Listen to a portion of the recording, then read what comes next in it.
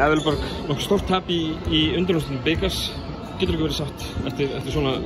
Nei, alls ekki, en mér fannst þetta svolítið fara frá okkur í endaðan seinna, fyrir hálfleik segja. Þess að við gáðum 11 stiga forskot inn í hálfleikinn, þar sem var bara algjörlega okkur að kenna. Við töluðum ekkert saman í vörn, þær fengu galopinn skot og settu við bara vel gert til þeim, en það eiginlega okkur að kenna því að þetta 12 skotmenn og getur alla sett hann. Þið búið til eitthvað brauð úr varnarleik. Þú segja að þér hafa fundist svona það hafi verið það sem að forgörum hér í dag? Já, bæði það og svo fannst mér vörnir alveg koma í seinni hálfleik. Við vorum alveg að ná að stoppa en þá vorum við bara ekki geta svara fyrir okkur sóknarlega. Þú veist, það vegur allt upp á móti og mér fannst við gera eitt en ekki annað. Já.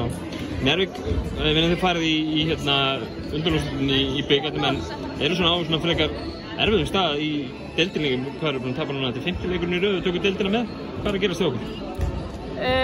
Ég sagði síðast að þetta væri bara einhver svona kurva sem allir erum búin að fara í gegnum en við erum að fara í gegnum hann á ömurlegum tímapunkti. Við þurfum að koma okkur upp úr þessari kurvu en ekki veit ég hvernig við ætlum að gera það. Það hlýtur að koma einhvern veginn.